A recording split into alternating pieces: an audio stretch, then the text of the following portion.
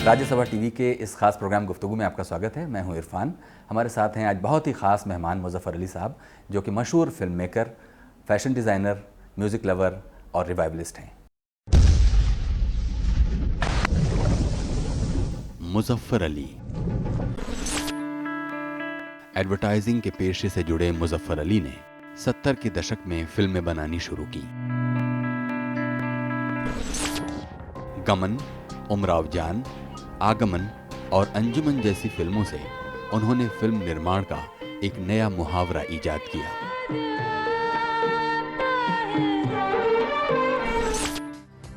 Painting, शायरी और कला के शौकीन मुज़फ़्फ़र अली हर पल नया कुछ करने की सोचते रहते हैं।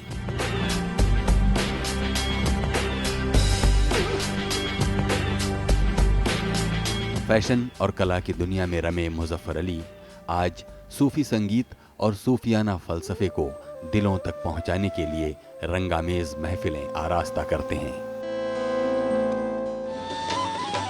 लाली मेरे लाल की शोशान ली भी निफ्तख लेखाएजा में गाबो खाए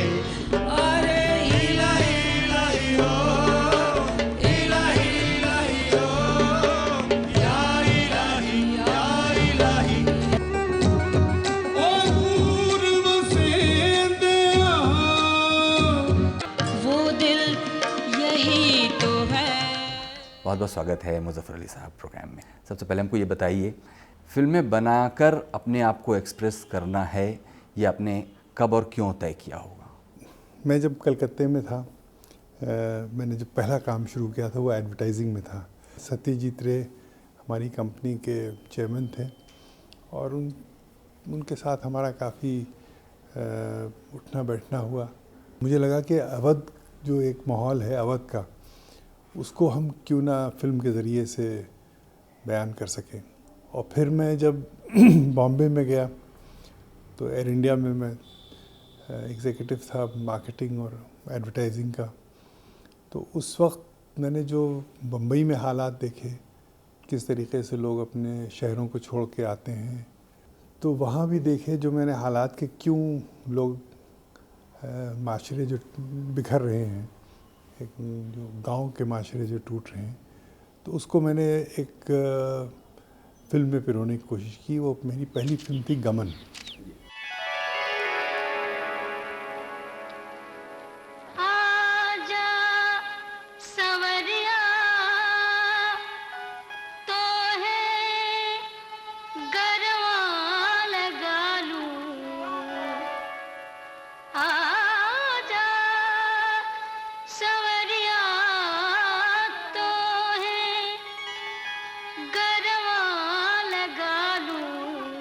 मैं जब अलीगढ़ में पढ़ रहा था तो मेरा खिंचाव उर्दू शायरी की तरफ हुआ और ऐसे ऐसे शायर थे, जैसे वहाँ पर राही साहब हैं, शहरियार हैं, खलील रहमान आज़मी हैं, और वो दौर फैज़ अहमद फैज़ का भी था, मखदूम मोहिउद्दीन का भी था। तो मुझे लगा कि जिस तरीके से एक फ़िक्र उनमें थी हालात की, माशरे की, वो मुझे कहीं ना कहीं छूती रही। सीने में जलन, आंखों में तूफान सा क्यों है, इस शहर में हर शख्स परेशान सा क्यों है। क्योंकि मैं भी इन तमाम सब चीज़ों से गुज़रा था और उस फ़िक्र ने मुझे क्या नाम है शायरी की तरफ खींचा और अपनी फ़िल्मों में मैंने एक शायराना अंदाज़ भी इख्तियार किया और शायरी का भी इस्तेमाल किया।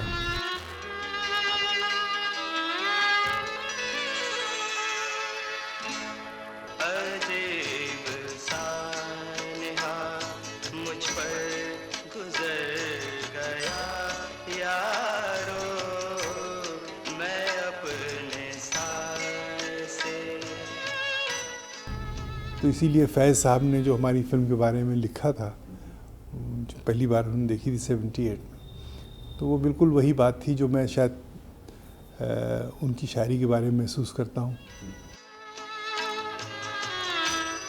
मैं अपने साए से कल रात डर गया यारो, अजीब सानहा। और वो मेरे लिए, वो जो उन्होंने लिखा, वो मेरे लिए एक सबसे बड़ा जिसे कहना चाहिए अवार्ड था। वो कौन था, वो कौन था, वो कहाँ का था, क्या हुआ था उसे, सुना है आज कोई शख्स मर गया यारो। वो जो पहला कदम था वो गमन का था, और वो एक एहसास और एक तकलीफ़ और एक ये कहना चाहिए माशरे के टूटने का एक दस्तावेज़ था। 2 बरस का कितना पगार होता है काका? 20 ऊपर 4000, 24,000। समझता है क्या? यशोधरा जाने को नहीं मांगता, साला कितना बुमाबुम। है? अरे उसका फिक्र नहीं, वो जरूर जाएगा। दुबई, मस्कत, जिधर भी हम बोलेगा वो जरूर जाएगा। साले फड़ खाओ लालू को देख के खोपड़ी फिर जाता है अपना। अपन को तो लगता है उसके सीने पे 7 का आंकड़ा बनाना पड़ेगा। गमन की ही बात करें तो गमन में सब्जेक्ट तो आपने बताया कि एक माशरे के टूटने का मसला वहाँ उठाया गया, लेकिन एक फ़िल्म को आर्ट की तरह जब आपने उसको बरता तो आपके सामने कौन सी स्ट्रीम थी जिसके साथ आप आइडेंटिफाई करना चाहते थे? एक it was a kind of new realism कहिए, आप कुछ भी कहें। सबसे ज़्यादा जिसको मुझे जो मदद मिली वो पेंटिंग और स्केचिंग से थी। तो मैंने हर फ्रेम को खुद स्केच किया और उसको उसका एक पूरा स्क्रीन प्ले बनाया। उसका एक अपना एक अंदाज़ था, एक इनफिरादियत थी उसके उस बात को कहने की। लेकिन इतना ज़रूर है कि वो एक जो बॉलीवुड का जो एक हिंदी फिल्म का एक कमर्शियल जानर है उससे ज़ाहिर हट की थी। और फिर गमन के बाद? गमन के बाद मैंने जो दूसरी फिल्म बनाई वो उमराव जान थी, और उमराव जान में भी वही माशरे के टूटने का दर्द था।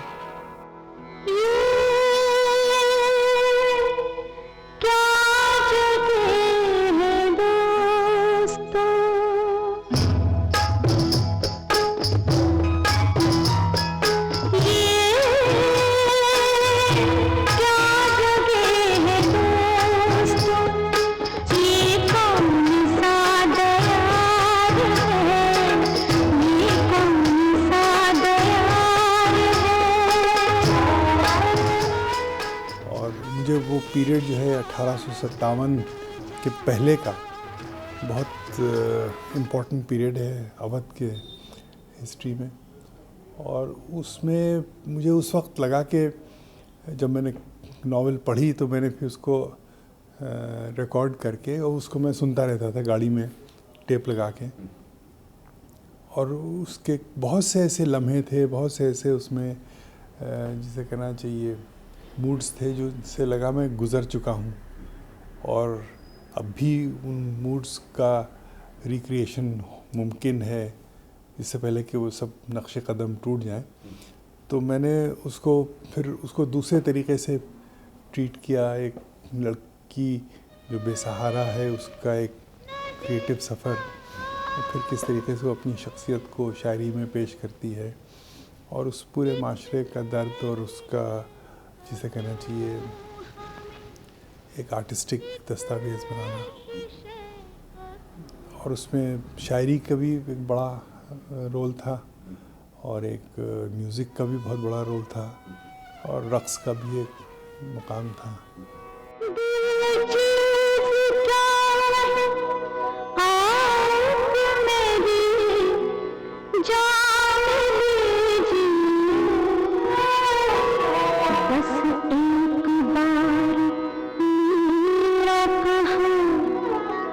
बस एक बार मेरा कहा मान लीजिए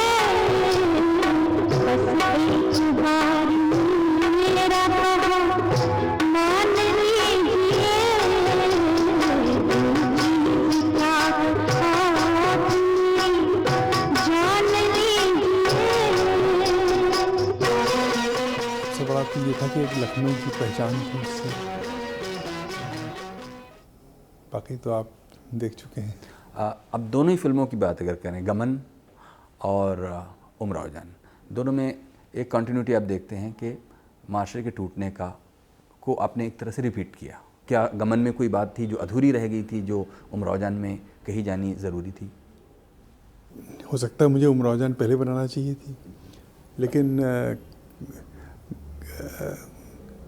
ज़ाहिर है इसमें तो बिल्कुल एक हम अवध को लेके, ख़ास लखनऊ को लेके चल रहे थे और एक क्लासिक नावल पे हम काम कर रहे थे। इसकी अहमियत तो इसका मकाम बिल्कुल अलग है, हालांकि सिमिलैरिटीज़ कुछ भी हो, लेकिन इसका मकाम बिल्कुल अलग था।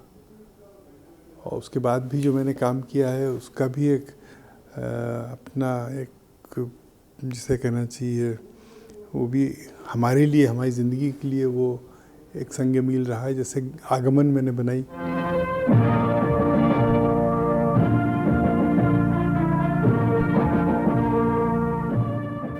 तो आगमन भी जिस इलाके के हम हैं, लखीमपुर खीरी, वहाँ के किसानों की समस्या, गन्ने के किसानों की समस्या को लेके बनाई। और आज भी वो समस्या बिल्कुल इट्स लार्जर देन लाइफ। और मुझे लगता है कि वो बहुत ही एक अहम फिल्म है।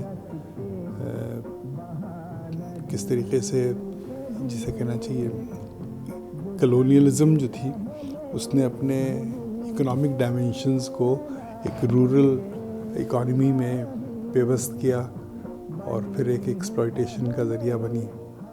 और उसके बाद फिर अंजुमन, फिर मैंने अंजुमन बनाई ये 86 में, और वो भी एक तरीके से लखनऊ की जो, जिसे कहना चाहिए,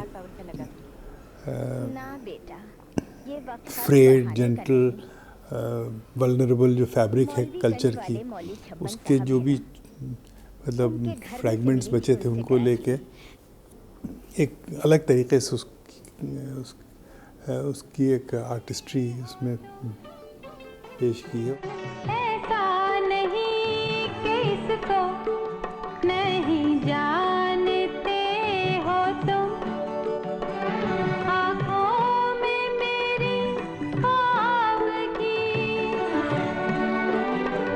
आँखों में मेरी आवगी, सूरत बसे हो तुम। और यही उसके साथ भी हुआ है, आगमन के साथ उसका भी साउंड नेगेटिव डिस्ट्रॉय हो गया है। फिर उसके बाद मैं कश्मीर में मैंने शुरू किया काम 89 में, और कश्मीर की हालत तब से जो बिगड़ी है तो अभी तक मैं वहाँ जा नहीं पाया हूँ। करूँ मैं रक़्स कहूँ, करूँ मैं रक़्स। 89 के बाद आप देखेंगे कि मुल्क में हालात, ख़ासतौर पर इकॉनमी के लेवल पर कंज्यूमरिज्म का जो हमला है, उससे पहले जिस कंसर्न के साथ आप फिल्में बना रहे थे, शायद आज सोसाइटी के सामने ज़्यादा बड़े चैलेंजेस हैं। मुझे लगता है 1857 आज बहुत इम्पोर्टेंट पीरियड है कि लोगों को पता चलना चाहिए कि हम लोग क्या थे, हमारी जो गंगा जमनी तहज़ीब थी वो क्या थी, हमारी कदरें क्या थीं, और इनकलाब के जज्बे क्या थे। तो वो बहुत ज़रूरी है इस वक्त समझना। तो हमें अपनी सेल्फ़ इस्टीम वापस लाना है, ये बहुत इम्पॉर्टेंट चीज़ है। और हमको अपनी डेमोक्रेसी को मजबूत करना है। इस वक्त हमारी डेमोक्रेसी जो है वो तशद्दुद का शिकार है, वो जिसे कहना चाहिए कास्टिज़म का शिकार है, कम्युनलिज़म का भी शिकार हो जाती है। तो उसको हमें उसी वक्त हम मजबूत कर सकते हैं जब एक ख़ास समझ पैदा हो। बिल्कुल ठीक कहना है आपका। समाजी सतह पर ये सारे जो चैलेंजेस हैं, इस पर हम बात करेंगे एक छोटे से ब्रेक के बाद। मुज़फ़्फ़र साहब, ब्रेक से पहले बातें ये हो रही थी कि समाज के सामने आज कुछ अलग तरह की चुनौतियां हैं। 89 तक आपने एक एक्टिव फिल्म मेकिंग का काम किया, उसके बाद नहीं, एक तो ये है कि जिसे कहना चाहिए कश्मीर का जो मेरा दौर था, जब मैं हब्बा खातून जूनी के नाम से एक फिल्म बना रहा था, वो हम समझते हैं कि हमारी करियर का एक वाटरशेड पीरियड है। उससे पहले हमारी एक अलग तरह की जद्दोजहद थी, उसके बाद से एक अलग फ़िक्र पैदा हुई, उसके बाद से हमारी फ़िक्र में एक और ज़्यादा गंभीरता और गहराई आ गई जब मैंने देखे कश्मीर के हालात और किस तरीके से मैं वहाँ 1.5-2 साल वहाँ रहा, वहाँ के कल्चर को, वहाँ की हिस्ट्री को समझने की कोशिश की, वहाँ की दस्तकारी को अपनी फ़िल्म में इंटीग्रेट करने की पूरी कोशिश की। उस वक्त मुझे एहसास हुआ कि तसव्वुफ़ एक ऐसी चीज़ है जो कश्मीर में कहीं सो रहा था दबा हुआ। तो वहाँ की जो सूफियाना कलाम था उससे मुझे बहुत सी चीज़ों की पहचान मिली, जिसे कहना चाहिए एक तरीके से रूमी की पहचान मिली, खुसरो की पहचान मिली। साथ साथ ये विरासत भी लेके आया कि इस तरीके की वहाँ एक रिचनेस है जो आज तक मुझ में अभी तक मतलब उसने मुझे रोशनी दी। और फिर मैंने कुछ छोटी स्क्रीन पे काम करना शुरू किया और साथ साथ मैंने हब्बा खातून को बनाने का ख्वाब भी नहीं छोड़ा, अभी तक वो ज़िंदा है मुझ में। और फिर पैगाम मोहब्बत के नाम से मैंने सीरियल बनाए तसव्वुफ़ के ऊपर। तसव्वुफ़ के ऊपर मैंने एक समा के नाम से एक फ़िल्म बनाई छोटी सी, फिर सीना बसीना बनाई। फिर इस तरीके से तसव्वुफ़ की तरफ मेरा ध्यान जाता रहा और फिर एक 14 उर्दू शायरों पर मैंने सीरियल बनाया। ये जवाए गम का चारा, वो नजात दिल का लम, तेरा हुस्न दस्त ईसा, तेरा हुस्न दस्त ईसा, तेरी याद रूए मरियम, ये जवाए गम का चारा। साथ साथ मैंने बड़ी फिल्म का रोल जो है वो मैं इंटरनलाइज उसको करने लगा, क्योंकि जब तक कि बड़े पर्दे पे और बड़े पैमाने पे और एक ग्लोबल लेवल पे आप अपनी बात नहीं कहेंगे, हिंदुस्तानी फिल्म मेकिंग जो है वो पस्ताकद रहेगी। तो उसको लेके मैंने एक मौलाना रूम पे फिल्म का एक ख्वाब देखा है और मैं समझता हूँ मौलाना रूम पे एक फ़िल्म बनाना जो है उससे एक दुनिया के लिए एक बहुत बड़ा एक मैसेज जाएगा कि इस्लाम में जो एक जिसे कहना चाहिए कि इश्क की कैफियत है वो क्या होती है। लॉस्ट एंड फाउंड बच्चे का तो आप दिलचस्प बना सकते हैं किस्सा, लेकिन दिमाग से दिल तक के सफ़र की कहानी बड़ी मुश्किल है बयान करना। तसव्वुफ़ की तरफ आपका आना क्या हब्बा खातून की वजह से ज़्यादा हुआ या फिर उसके बीच कहीं आपके बचपन और इस ज़िंदगी के सफ़र में कहीं छुपे हुए? देखिए, हम समझते हैं कि अवध का हर हसास आदमी तसव्वुफ़ से कहीं ना कहीं उसका एक रिश्ता रहा है। तसव्वुफ़ का एक बुनियादी जो डायमेंशन है वो तहज़ीबी है।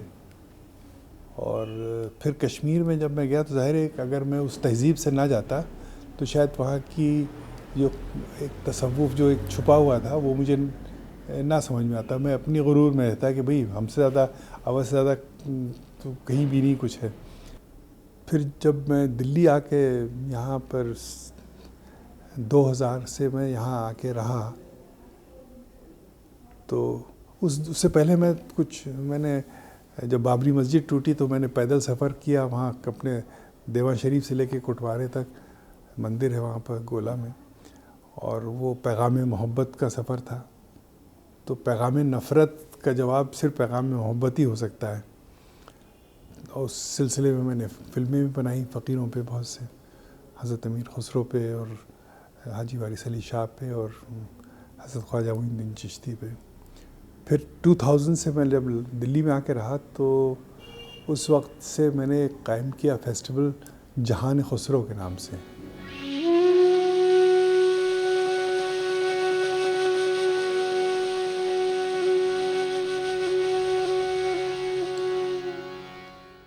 जहान खुसरो की इस दिल की अंजुमन में आपका खैर मकदम। जहान खुसरो एक दिल की दुनिया है जिसमें हज़रत अमीर खुसरो जैसे शायरों का कलाम उन दिलों से गाया जाता है जो हर वक्त अल्लाह की याद में रहते हैं।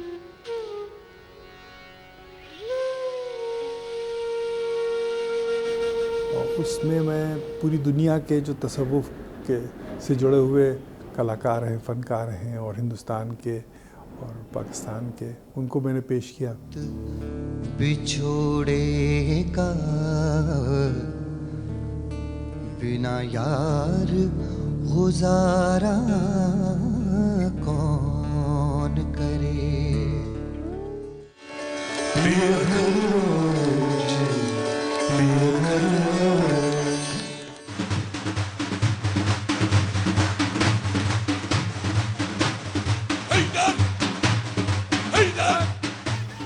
हालांकि बड़ा मुश्किल काम है इस तरह के फ़नकारों को ढूंढना, क्योंकि क्यों कोई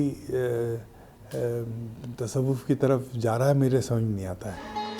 अब की बहार चुनर मोरी रंग दे, रख ले लाज हमारी, हाँ परम रसीदा इंशाअल्लाह।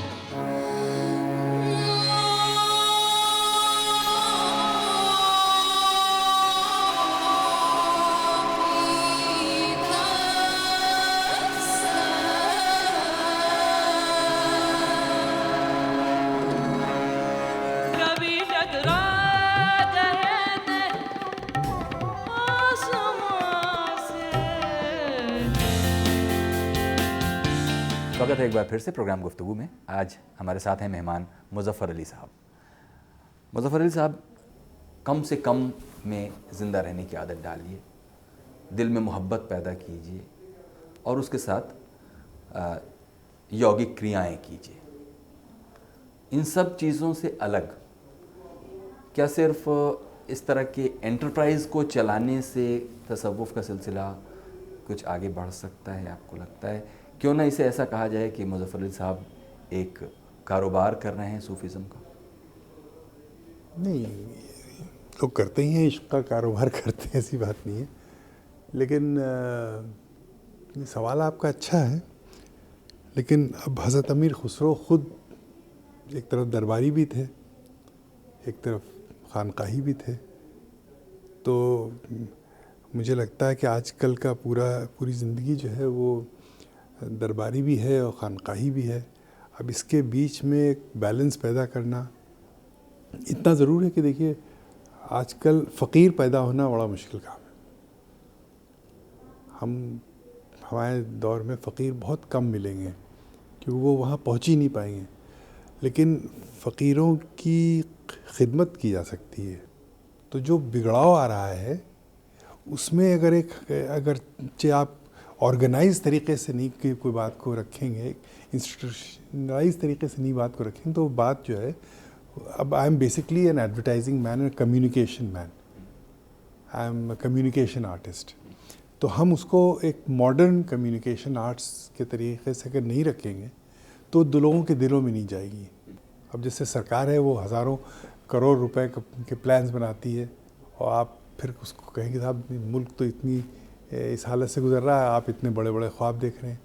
तो सब चीज़ों को साथ में लेके चलना पड़ता है। हम अपने एहसास का सफ़र तय कर रहे हैं, हमने कोई समझौता नहीं किया। जहाँ हमें घुटन महसूस हुई हम वहाँ से निकल के चले आए, चाहे वो एयर इंडिया था या कोई भी रिश्ता हो या कोई भी पार्टी हो। मुझे किसी से मुझे लगता है ताज़ी हवा सबसे ज़रूरी है कि इंसान की के ग्रोथ के लिए। जैसे आपने बात की कि सिर्फ इसमें पैसे का मामला है, तो पैसे तो आजकल आप कोई आर्टिस्ट जो है वो इतने कम में कोई नहीं गा पाता है। तो सब कुछ महंगा हो गया आजकल, लेकिन बात तो हमें कहनी है।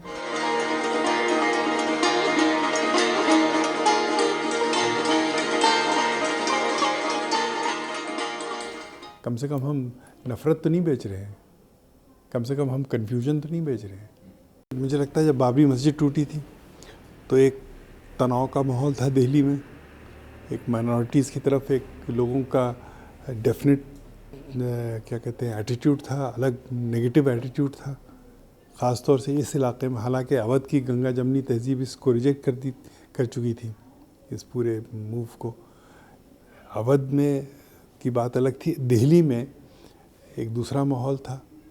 और जब गुजरात में हालात हुए उस वक्त यहाँ के जहान खुसरो से एक अजीब तरह का माहौल पैदा हुआ, एक मोहब्बत का माहौल, एक अंडरस्टैंडिंग का माहौल कि ठीक है उसमें 95% लोग उसमें नॉन मुस्लिम्स होते हैं, वो अल्लाह रसूल की बात भी सुनते हैं, मौला अली की बात सुनते हैं, तो एक उनमें कोई रिजेक्शन नहीं होता है उस चीज़ का, एक्सेप्टेंस पैदा होती है। तो एक सेकुलराइजेशन, कृष्ण जी की बात फ़कीरों ने की है, बाबा गुरु नानक की बात की है फ़कीरों ने, सूफियों ने, तो उन चीज़ों को लोग एक्सेप्ट करते हैं, तो एक माहौल बनता है, एक एक्सेप्टेंस का माहौल बनता है, एक कल्चर इवॉल्व होता है। जब आप देखते हैं कि उम्र के इस पड़ाव पर जो कुछ भी आपने किया, फिल्में बनाने से लेकर यहाँ तक का जो सफ़र है, आप कैसे इस सब का मूल्यांकन कैसे करते हैं और क्या पाते हैं कि ज़िंदगी आपको वो दे रही है जो आप उससे चाह रहे हैं? ज़िंदगी तो मुझे बहुत कुछ दे रही है, हो सकता है मैं ही इस काबिल ना हूँ कि उसको उसकी कदर कर सकूँ, लेकिन ज़मीन से जुड़ के काम करने का जो काम है वो तो मैं करता ही रहता हूँ। अपने गांव से जुड़ा हूँ, वहाँ के दस्तकारों से जुड़ा हूँ, वहाँ की समस्याओं से जुड़ा हूँ और वहाँ की एजुकेशन से जुड़ा हूँ। वहाँ एक जो इंसानियत तो मानवता फैलाने का एक पूरा मूवमेंट है, उससे जुड़ा हूँ। आखिर में अब हमको अपनी एक नज़्म सुनाइए। मैं कोई शायर नहीं हूँ लेकिन